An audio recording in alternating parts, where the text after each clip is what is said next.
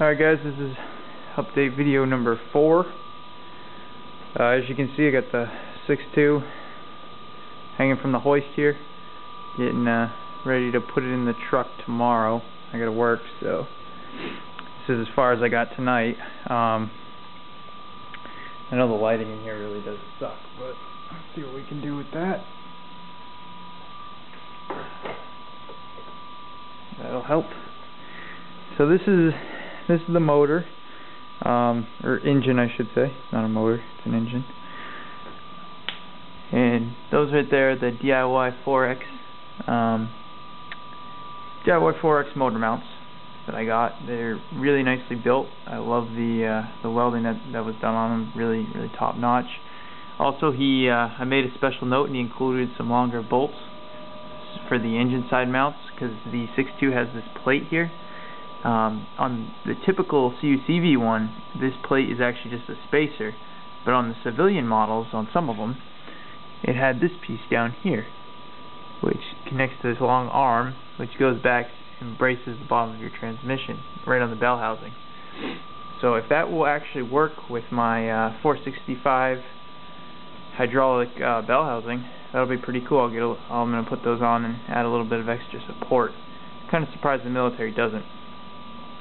Additionally, I used the right stuff, RTV stuff in place.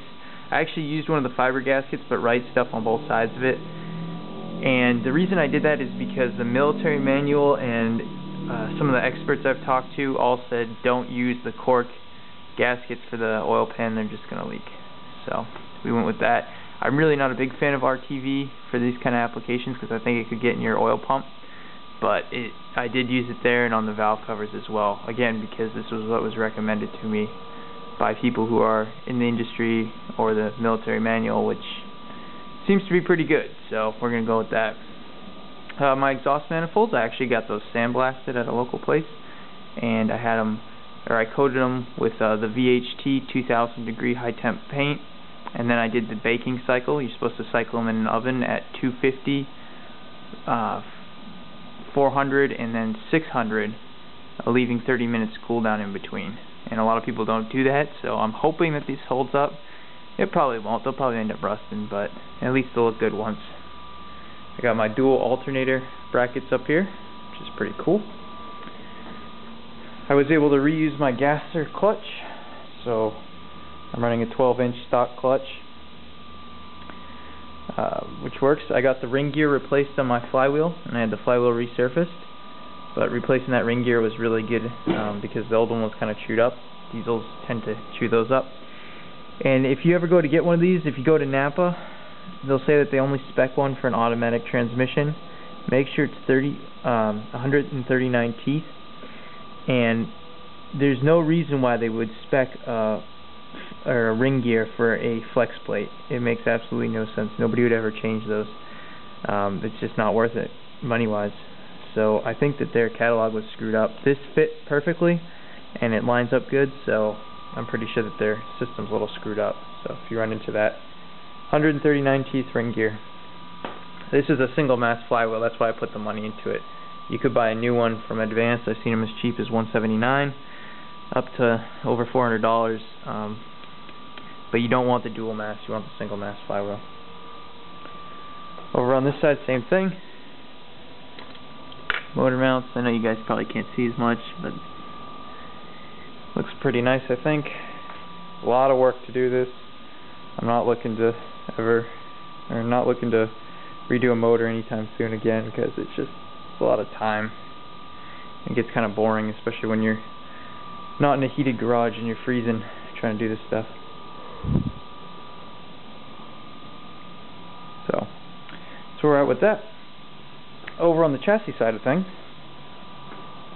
I got my power steering pulley swapped out, so I'm retaining the stock 77 power steering pump to run my steering box because it uses flare fittings instead of O-ring fittings. If this proves to not have good brakes, I will change it out for Hydro Boost, but for right now I'm going to run with the vacuum and see what we get. So I put the dual pulley on there, which is pretty easy. The bracket, I had to clearance it a little more than it was factory. See if we can get you some light there. It was already rounded out factory, but I clearanced it a little bit more because the filler tube there was hitting. And there's the 465. I'm going to check out the seals on that while I have the bell housing out, because it's kind of a pain to take the transmission out of this truck. So we'll drop the exhaust. I got my new throttle cable in there as well. So we're pretty much ready to go as far as install goes. What I'm going to do is there's 4 bolts that hold that bell housing onto the front of the transmission. I'm going to take those out, and I'm going to take the bell housing and put it on the engine first. Torque it up and check my starter nose cone to bell housing clearance. That could be a 6.2 bell housing, I'm not sure. Either way, I want to make sure it fits good. We'll bolt it up, and then we'll put it on the truck and just have to line up 4 bolts instead of having to line up the pegs and all that crap. Should be a little bit easier, I would think. We'll see. See what happens with this. My goal is to have this in the truck either tomorrow night or Friday during the day, and then just hooking everything up, doing some nice wiring, and hopefully have it running by beginning of either end of the weekend or beginning of next week.